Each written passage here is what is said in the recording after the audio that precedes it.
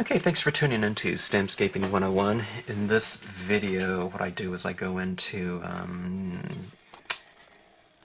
what approach I would take when receiving a new batch of designs. Now, I design these stamps right here, but anytime when I create these designs, I kind of have an idea in my head of how they're going to be used, but I'm just like anyone else. I haven't used these until I use them.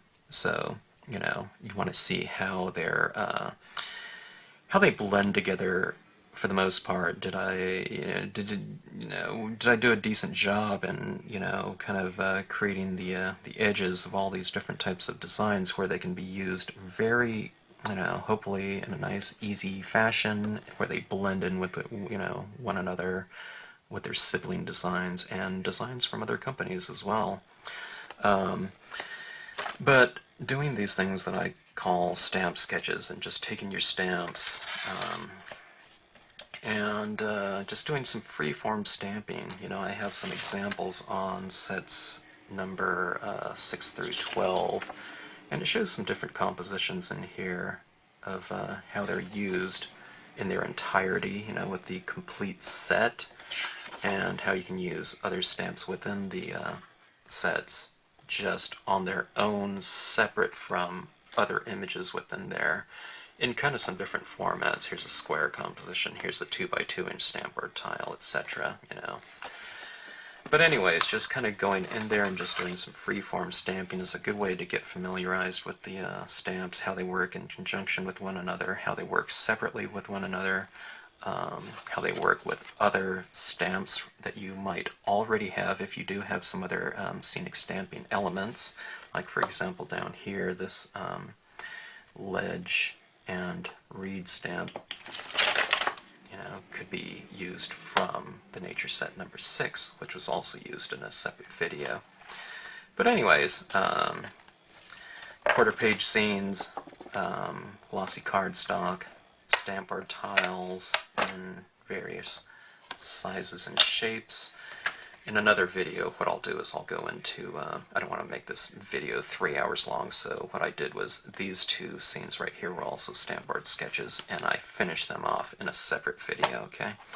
But anyways, that being said, what I do go in and mention in here is when you're doing these little freeform stamp sketches, you don't have to do them on glossy cardstock if you want to conserve that or something like that. You could just easily go in and not worry about finished pieces, but you can just use, copy paper or something like that. Cut it into the shapes and sizes that you're going to be using.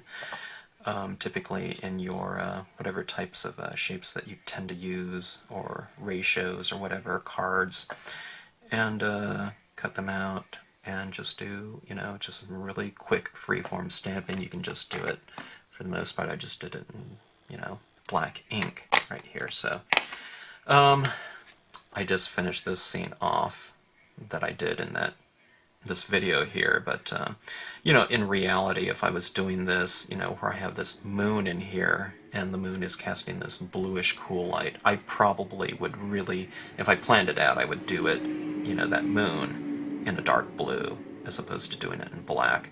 But it works in dark black just fine. And I don't know, it was just an exercise in finishing one of those off. But anyways, stamp sketches, a good way to approach kind of compositional builds and familiarization with the imagery. Okay, thanks for watching and hope you enjoyed the video. Okay, in this video we're going to be working with nature sheet number 11. It's the cling mounted version of this tropical set. And it's a set that has a lot of the basics of kind of the palm-based imagery, and in this set I happen to put in some backgrounds in nature sets, let me see, about 7 through 12 kind of come complete with some various imagery in there. 9 through 12 have kind of background and little imagery such as people or animals in there, as well as a sky image to kind of create, comprehensive set, and it has a color insert that goes into some different compositions like this, showing what to do with, usually the front photo has or front scene has an image that shows all the stamps in the set used in one scene, but it goes into some variations right here on the inside where you're just using some of the imagery, or one or two of the images in some cases, and just how to vary the usage of the designs to get try and maximize some of the possibilities. And this is just using the stamps within the set here. There's a lot of other ways you can use these images too when you start introducing some other images to the set. So this is just kind of your basics as far as an introduction to whatever line these sets go into. Okay, that being said, I thought I'd go back to some of the basics here in terms of usage of the stamps, meaning I wanted to just go into some different compositional arrangements and how to use the stamps in kind of a free-form manner. I'm not going to, well, I don't know, maybe I might finish off some of these scenes, but for the most part, it's just to kind of familiarize myself with the stamps in a given set. Anytime you get some new scenic stamps or elements, it's always kind of a good idea to kind of familiarize yourself with where they would be used. If you're a seasoned, scenic stamper, then you might, just look at something and kind of, you might start formulating some ideas on your mind on how they can be used. But what I like to do is tell people, anytime you're kind of new to scenic stamping, it's kind of what I went into with the first couple videos of this YouTube channel, but I just kind of showed how to bring different elements together in a seamless fashion, and just kind of did them in black and white. Okay, that's the kind of the center image of this set here. It's the Palms and Huts Small. Okay, now this is kind of how I design stamps too. A lot of times I do a central image, and then I start thinking about ways to add around that. How would I bring this image into kind of a complete composition, in a seamless way? So what kind of filler images would I need? So on this one we have the those palm trees in the background, and I think I want to add more, so this is the this is the Palm Island stamp, and I'm just stamping this in kind of like that right there. Alright, now let me just do something else here. Alright, that being said, filling in like that, this one was stamped clear right, and I just have one other image right there. Let's do this again, and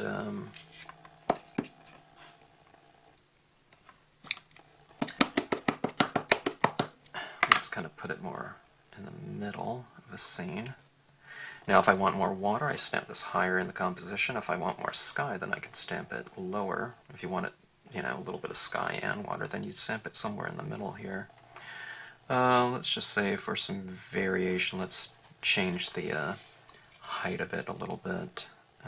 Let's go a little bit higher, like so. Okay. And I'm stamping this onto glossy cardstock. What I call this, what I'm doing right now, is I just refer to it, for lack of a better term, I call it stamp sketching, okay? I'm just kind of going into it, learning the stamps a little bit. Now I didn't need to ink up that whole stamp because I'm just stamping a little bit to the side. And when it comes to this side, I'll go about like so. Okay, so overlapping. Alright, so we have, a couple different looks like that. Alright, centered, off-centered.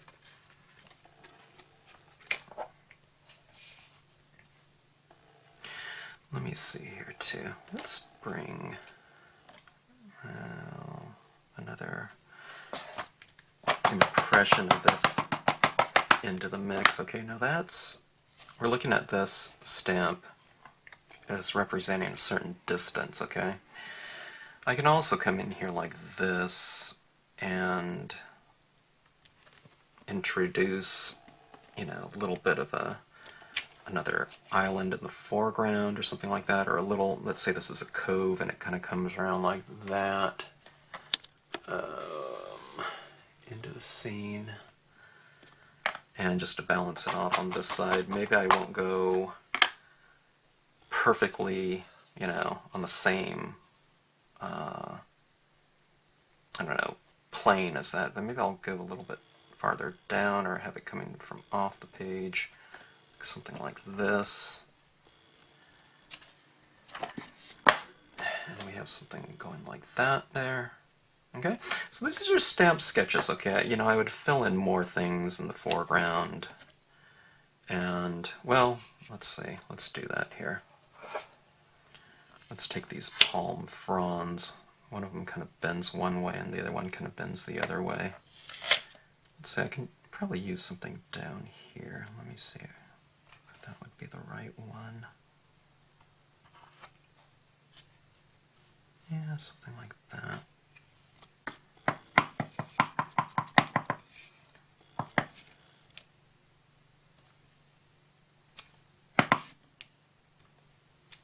Let's say we're standing on something over here, maybe a closer palm tree, so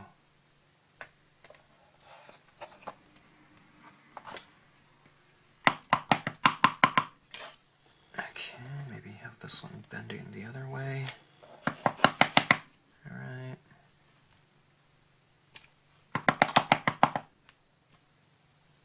So a little bit of foreground imagery, something like that, okay? So it's just kind of freeform, I call this stamp sketches. I think that's a good term for it, When you're just sketching, you're not too worried about, like, say, doing real complete, finished pieces, you're just kind of focusing on, a different idea, or it's a different mind frame. It's about kind of experimentation. Alright. And as I do this, kind of more ideas start coming to mind. This would be water in here. I'd fill it in with more things, kind of like, this is how, these compositions kind of look like. But, when you add the color throughout here, and, I don't know, I used a lot of the white pen in here to create that shimmering surface, but anyways, you can see what's kind of getting built here. Showing a little focal point in there. Yeah, we can add a little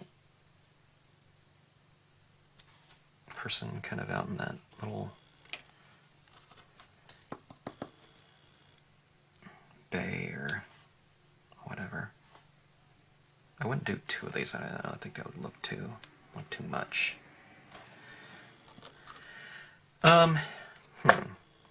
I don't know. There's this moon or sun. I call this the hot sun, but it really just depends on what color you use on it. If you do the scene in kind of warm tones, it looks like a sun, right? And let's see here, if I do it in cool tones, all right, it can be equally, you know, stand for a moon image. Okay, that's this one right here. This one right here, is it a sun or moon? When you do it in kind of green, you know, I don't know. Oh, here it is in the background here. This scene right here, I don't know if you can see that, but just, you know, that little area up there, done in blue. Of course, it looks like a moon now. So, whenever possible, you know, I try to draw this imagery with the idea of a variation in mind, so that you can really get a lot of mileage out of the out of your stamps. Okay, so there's a moon up there. Now, if I was doing this in color or something like that, if I was thinking about a colored scene of, you know, blue tones or something like that, if that's going to be a moon, then I probably would have stamped this out in dark blue. But like I said, I'm not really worried about that right now. In terms of reflections, I don't know, I just stamped that up there in the sky. I could probably stamp it down here if I want kind of a representation of some kind of reflection down there. I can also do it down here. I don't know. I didn't even maybe I won't re-ink that. Let me do something like this. Okay, so we have a little bit of a moon down here. Maybe if I put another one up here in the sky, you know, a little bit of it like that. That would be kind of interesting as a reflection down there. Actually, if this is going to be kind of dark out here and I have this little reflection of a moon, maybe it's better to put that person like right in front of that reflection there. And that kind of would be a little bit more dramatic. It would look like a spotlight shining on that person. So, but that's what doing these little stamp sketches is kind of good for. You know, it kind of gives you ideas. Now, I'm doing this on glossy cardstock, and I certainly can finish these in a fashion that you've seen me do on all these videos here. But, you know, when you're just learning this, if you're kind of worried about kind of using your glossy cardstock supply, you know, for something like that, if you're worried about kind of the quantities, you can certainly do these stamp sketches on, you know, just some matte paper like this or something. You know, this is just copy paper that I, you know, kind of using as a blotter paper here, but you can do that. But inevitably, you might get some pieces that you might want to finish. You know, I mean, if you do, then you can just always replicate what you get on, you know, some matte paper or something like that on the glossy cardstock too. But anyway, or you can just go with some cheap, you know, some really inexpensive inkjet paper or something like that. I mentioned in my paper video, I don't think that most of the inkjet papers that I find, you know, when layered, you know, with a bunch of different dye-based inks on it, it doesn't seem to have the same finish as the glossy cardstock that's used kind of more in offset printing. So, but it can be cheap. But for these stamp sketches, that would, you know, that type of paper would probably be just fine, you know, because you're not layering, you know, putting so many layers down. So, okay, this is that island again. Let's do a couple pieces without it. Okay, now, you know, the standard thing. When people are kind of getting into scenic stamping, they'll see a stamp like this, and, you know, we're kind of coming from most forms of stamping. You're kind of coming from kind of a mindset of stamping the entire image onto a scene, you know, especially word stamps or something like that. You know, we want to get the whole thing on there. All right. But remember, in scenic stamping, we're talking about elements, so you can always use bits and pieces. Let's say here's a little bit of an inlet for a, I don't know, tropical island or something like that. So you can stagger these a little bit like that. Let's go for another one, kind of off in the distance. Kind of the high U stamping, you know, something. in Western perspective, it means that it's farther off in the distance usually. Unless you have an overhanging branch or something like that, then of course that would be in the foreground, but for the most part, this generally represents near, middle, and far, or something like that, you know. I mean, I could put something even farther back there in the distance, and that would represent something, you know, even more distant. You know, you're extending your depth of field.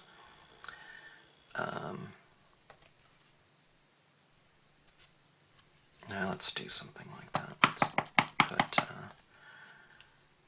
don't know, some foreground in here like this, and now has me as a viewer positioned on land, and I'm looking out into the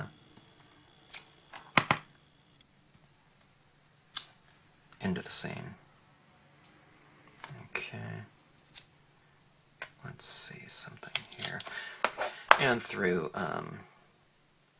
other imagery, or something like the Seaside Cove would be good to create a kind of a horizon line in there. But let's say I'm just working with this set.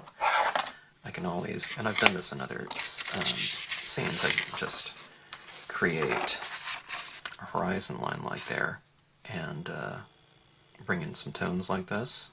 Or you can brayer it on there as well. And that's how I've created this horizon line right here. It's not done with a stamp. All I did was just cover this up right here, you know, on the original piece of paper. And I've just brought in my tones like this, okay? You know? And there's my horizon line. Let me see if I have any others in here. Same thing right here. You know, you're just masking like this, like that, and bringing in the tones like that. And this one right here, I didn't do that. But that one and this one. Okay, let's see. Let's say I did bring in some tones and create a horizon line out there. Let's do something with this. Okay, I'm masking off. Let's say that's going to be my horizon line out there. And I might just have kind of a sunset going. And like I said, if I was doing this in color, I would probably stamp out the sun in color, or this image. Okay, so that's where those tones would come down this way, okay? And I would probably put in some additional color out there. And again, just like that. Alright? So let's say we have some shimmery water in here, it's dark right here, and it's lighter down the center.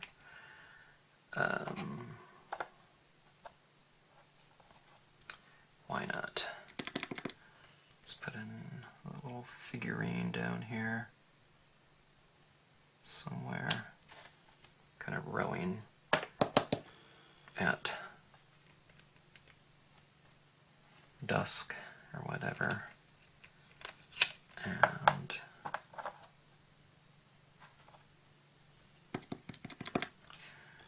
you can create little birds or something like that.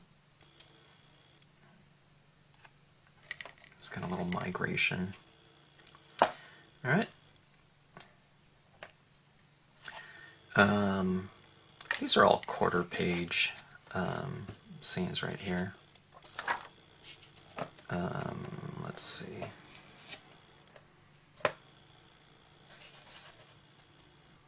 This kind of idea of doing these little stamp sketches is, like I said, it's kind of to, you know, get some practice in, get a feel of the imagery. And like I said, these stamps can all be used with their sibling images. There's other images and other sets that can be used in conjunction with them. So you can also do your kind of stamp sketching with, you know, other stamps in your repertoire, in your collection. Okay. Kind of these palms can kind of create a frame around your scene. Let me just show you. This is the lakeside cabin set that I used on another video. And let's do something with that ledge out of that, okay?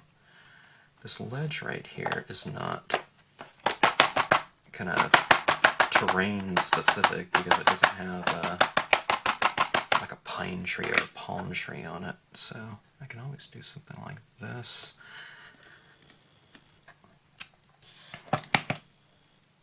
Okay, and stamping and overlapping.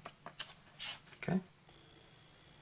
So we have this little rocky ledge here. You're looking out into this body of water out that way. Okay.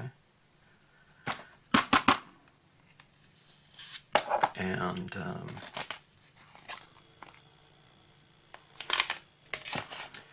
here's the reeds stamp.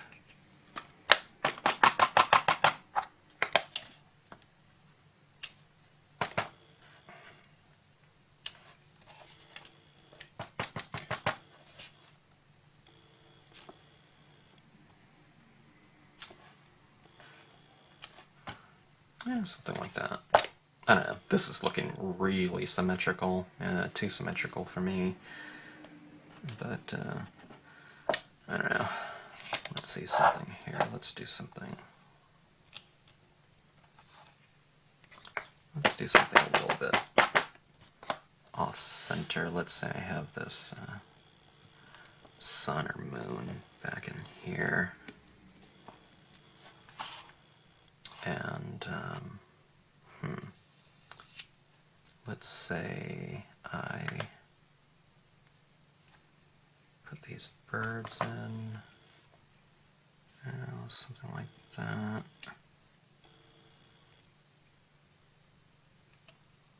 A little flock.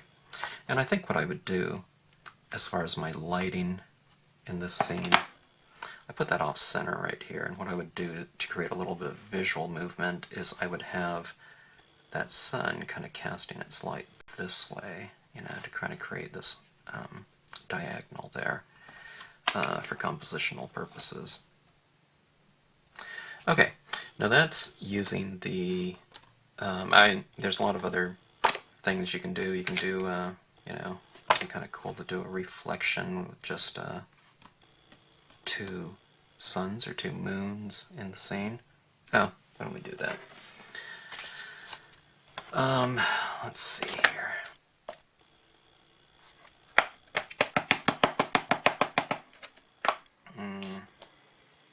Let's go like that.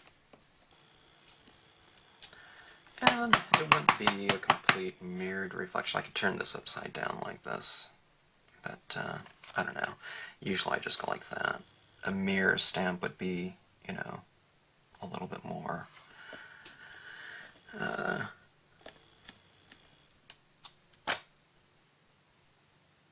I don't know. What is the word I'm looking for? Not appropriate, but accurate. But if you know me, or seen these videos, I don't really worry about that type of thing. Like, oh wait, that's not a mirror, there's that thing. Those two little bits would be up here, or something like that.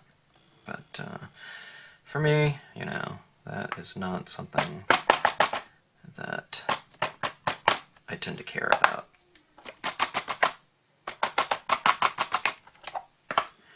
Okay, now just to create a separation between land and sky, sky figure and reflection, I would put something in the middle here. So let's say we go with something like that. I would create a horizon line like I showed you with that masking, an additional tone down there. So, but let's go like this.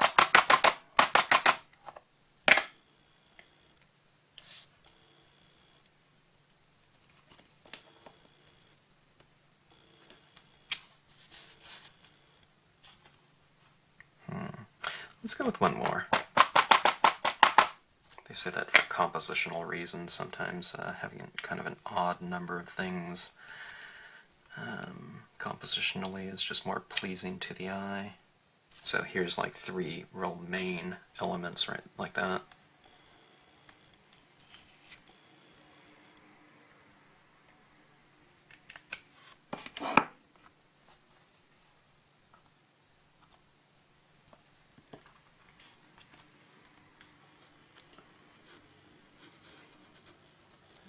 I sometimes when I'm shooting these videos, my video kind of camera tends to reevaluate the exposure and it gets real dim. Sorry about that.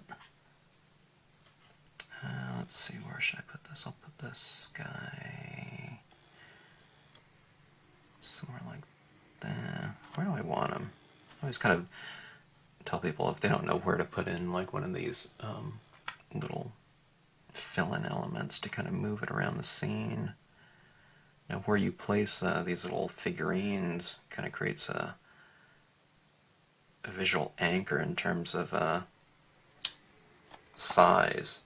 You know, if that guy's up here, then he's farther off in the distance, and it would make these things seem smaller by relation.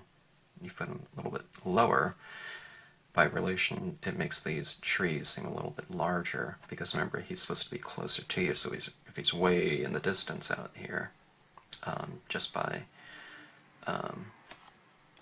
visual relationships, it would mean that that tree is much smaller.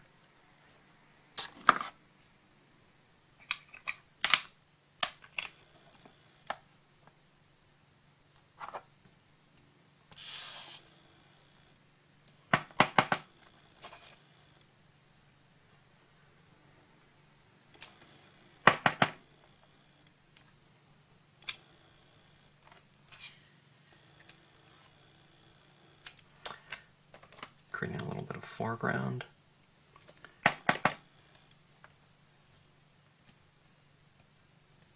Sometimes the repetition of imagery in different scale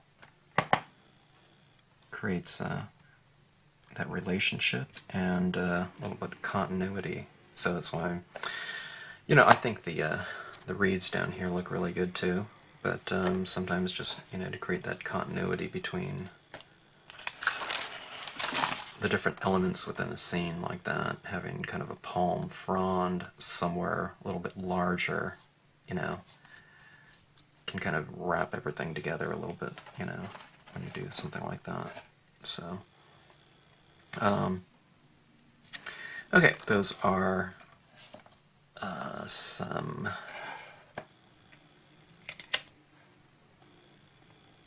quarter page scenes, and alright, now this is a 2 by 2 inch Stampbord tile, okay? Stampbord tile is much smaller, well not much, I guess in this case, a little bit smaller than this image right here. Let's see what it would look like. Okay, let me show you something here. This is a 2 by 2 inch Stampbord tile, okay? Just with, looks like it's actual size. I forgot what I was going to say. Anyways, that's a 2 by 2 inch Stampbord tile, okay? Just with that palms and huts down here. You can already see it right here. When I was doing this right here, what occurred to me was, okay, I just looked at that. A lot of times I don't like stamping the same thing twice. Although I do sometimes, but I think by and large I like to kind of mix things up a little bit. So I'm going to do this kind of more in a diamond format, you know, so this would be my little embellishment on a card, but done in a different format, so looks like that, okay? That'd be kind of fun to finish.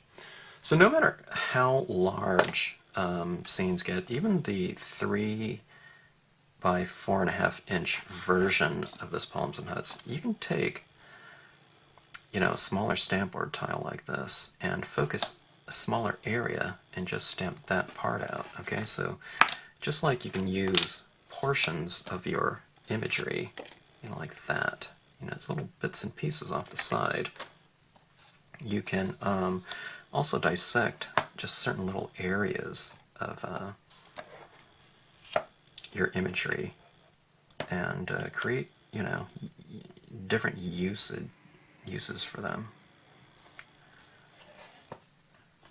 Okay, that's my little rower right here. Okay, let me try something. Let's really focus in tight. do something here. Okay, large stamp, small stamping surface, okay? Usually if it's paper I can't do this, but if it's a tile like this, I usually like to take tile to stamp as opposed to doing this. You know, I just can't see where that little tile is down there, so what I like to do is I like to ink this up and take that down like that, so it's like I'm pressing the surface on the stamp instead of stamping the, you know, stamp onto the surface like that. Okay. Okay, there's a little impression right there, just of that, and let's go with this smaller block here. What this is doing is it's kind of creating a little surreal thing. You have that little guy down there, and just create kind of a reflection down there, darken the edges, do it in blue or something like that, like he's rowboating at night. That might kind of be interesting.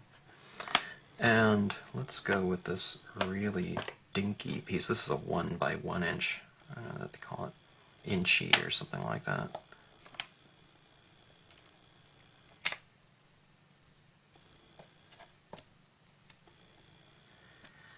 Okay. I mean, for this little 1 by 1 inch, I'm not going to do a piece of, a palm frond or something like that. So let's go with just a piece of that palms and huts right there. And you have a nice little embellishment like that. Okay.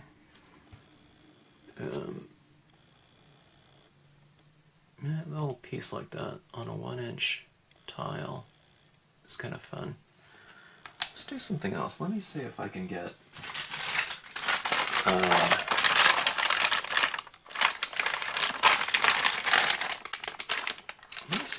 something else in this. Let's do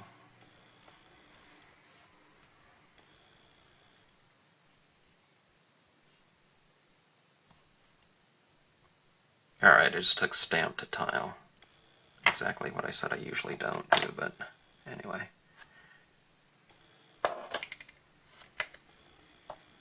Okay, just a bit of those treetops. And let's go with some of these birds like this. Okay.